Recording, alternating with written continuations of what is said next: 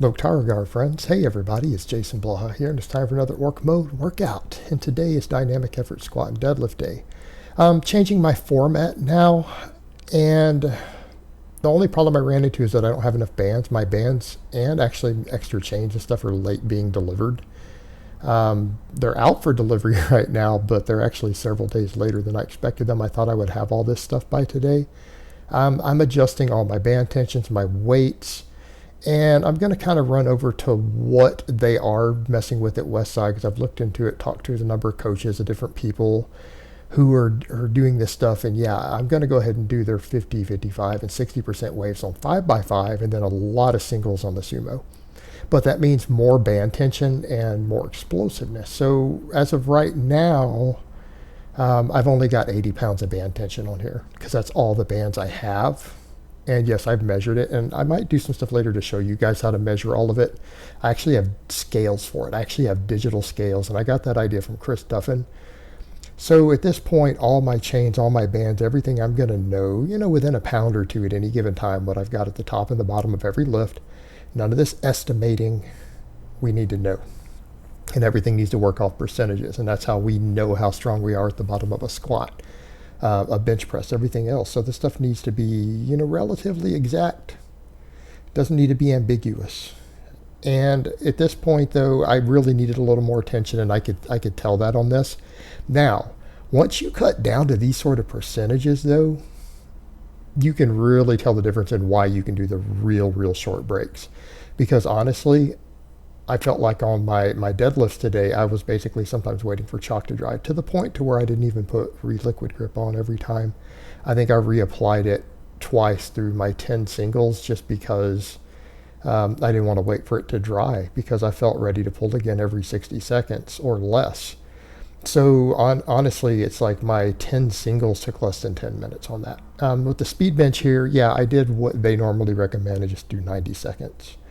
So 5x5 with 90 seconds between, even as my band tension goes up a little more, because I really need about another 25 pounds on here at the top is really what I need to have. And, next week we'll go to that. We should have everything, hopefully. Because what I'm doing at this point is going to be, for those who need the math, we do 50% 1 rep max week 1, 55% week 2, 60% week 3. And then you run 25% accommodating resistance at the top. Now, we don't account for if there's a little bit at the bottom. It's not that big of a deal. Just run the bar weight.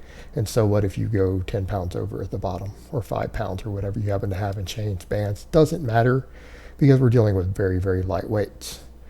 Not that big of a deal as long as you're consistent there. But I did set it up to where there is minimal tension, to where I only have maybe about 5 pounds, 6 pounds at the bottom. And again, adjusting my band pegs down there to where I'm at that point, to where there's barely any tension at the bottom. So we do that, and then we run 25% accommodating resistance. Well, that 25% is not your bar weight. That's of your 1 rep max. So, for example, if your 1 rep max is 400, you need 100 pounds of band tension at the top, or chain tension at the top on your dynamic work. So if you're working with 50% weight plus 25% tension, you are now working with 75%. It's just 50 at the bottom, 75 at the top, and then you go up in the waves. Now, people are going to laugh. Speed pulls, front of my rack lifted. Every one of those reps. I'm going to have to get that set in a little better, and it's because I'm only bolted down in the back. The front holes, there's holes at the top, but they're not drilled through the bottom. And I went to take a drill a while back to see if I could drill them out so I could anchor it to my platform. And my damn drill bit would not go through the metal. The steel was too hard for the drills that I had to punch through, so I just gave up. So I think what I'll do, I need to set something up to where I lock that down, because I'm going to be pulling with more band tension than I'm doing now. All right, and so when I'm doing that, that's really going to be an issue. And part of it's because I have to pull in front of my uprights. So I'm a little more biased towards the front as far as the bands go, which makes it interesting. But here's what's funny with this stuff. When you're doing this lightweight like this, 50%, yeah, it just explodes off the floor. And you do feel it with the bands, but I know it'll change as I get a little more band tension. So what we're doing here is doing at least 10 singles, and some of them are pulling as many as 15 to 20 singles, like for even over at Westside with their speed days now. And I'll gravitate towards that. I know Jamie Lewis has always liked doing up to 20 singles on a deadlift with a sub-maximal weight. Just, gets crazy. So again, I'll base that upon working it in over time. Now, because I had a little less band tension than I want, that's fine because I'm adjusting the format. I'm not used to doing the fives. So I'll get used to it.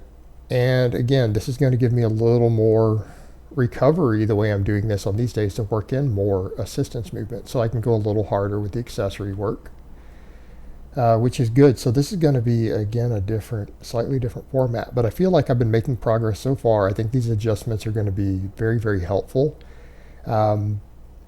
And I'm going to have a fair amount of specificity, though, with my primary work, and people need to remember that. Even though I'm rotating lifts, things are going to be very specific in terms of weights at the bottom, stuff like that. I'm not going to do the same amount of variation that you guys might see, at least for a while. So it's literally going to be just box squat variations. I'm not going to do different things outside of box squatting. It's just going to be changing band and chain tension for the max effort days. The speed days, we're just going to run all these waves, right, and then focus on being as explosive as possible. And we can see the speed difference now. Now that I'm working with the percentages that, say, Louis Simmons and people like that recommend, we're going to see a difference here. And people say, well, how's this still work mode training? It is work mode training because this is maximum thickness and strength and size training and everything else. And if you do this sort of system and you train for being a raw lifter, you're still going to be orky, aren't you? Why? Because you're doing more pec work, more quad work, right? Those orky muscles. Because you have to as a raw lifter. Like with anything else, a system like this, people will say, oh, this sort of system doesn't work for raw lifters. And it doesn't if you run it just as it's written in terms of non-assistance work. But once you start doing your assistance work and repetition stuff, it makes a lot of sense of how it all ties in together. And as a raw lifter, you pick the correct lifts to carry over to your weaknesses at the raw lift. And then it works very well for the raw lifter, right? Works very well. And it's fun. It's fun. But yeah, it's a little bit different of a beast when you start cutting the speed work down lighter like this and really focusing on the explosiveness. It's a totally different animal. But again, I've got to get that rack sorted, and I've got a couple ideas. I got some ideas on how I'm going to do it, and I will get it sorted. Then I went ahead and I did my chest supported rows this way again, and focusing on getting that tightness and explosion at the bottom. And I'm doing 6x6 on this, and I think 6x6 is just fine. It's a nice, good, moderate rep range. Get some good hypertrophy in, but still working with a reasonable amount of tension. And I think that's where I'm going to sit a lot of my compound movements, my multi-joint exercises for assistance work. I'm going to be doing a lot of sixes and things. I think that's a good area to work with. So, we're going to do fives on the speed work other than deadlifts. We're going to do singles on all my max effort stuff. A lot of the assistance work is going to be around 6. And then the smaller exercises, right? We're going to do like 10 or more, right? We need 10 or more. Face pulls, curls, triceps, right? Of course we do. Hip belt squats, I'm working with 6s though, only because that's kind of like the maximum amount I can handle right now as far as what my belt is safely rated to hold. I'm now up to doing 6s, so we'll get to that in a minute though. But that's going nicely. But yeah, I feel like this will give me what I need as far as my extra back work goes. It's nice and simple. There's no strain on my lower back, and it's very specific to bench press, carryover, and even to my deadlift because I'm having to break it off the floor. But again, we're dealing with the same plane of motion we get on the bench, so we're going to get pretty good bench press carryover just in terms of it being an accessory movement. And that's ultimately what I want. All right, that's what I want. And I've been fine with doing general strength for a while, but I want to specialize again and ease all the way back into legit powerlifting. And because let's be honest here, that is the most contested strength sport. That is how your strength is judged. I can argue all day long about how I might not like aspects of powerlifting, and there might be this or that might be a better test of strength. Well, that's well and good, but it's not. It's not. Right? Do you want to be competitive in anything? You want to be recognized in anything? You're going to have to compete in what's competitive. Deal with it. You learn to love it because strength competition of any type is fun anyways. Right? Deal with it, guys.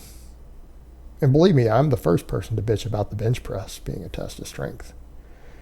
You know what? I just need to shut up and get good at it. How's that sound? All right. All right. Hip belt squats. Working with about 300. I got my 3 sets of 6, and I can tell you guys now that I'm finally working my work capacity up, now that I added this weight and I can get the 6s, they are hard. They are hard. So what I want to do here is work on work capacity with this. And I think before I even try to add reps, I'm going to build up like I'm doing with the other assistance movements and see if I can get up to 6 sets of 6 with this weight. Now, in a perfect world, I'll be cranking out sets of 15 with this weight one day, right? Maximum quad hypertrophy. But tension matters. And, you know, this is the amount of weight that I have access to that I can use safely with the equipment I have. So I'm going to maximize on this weight. I'm going to go ahead and use it.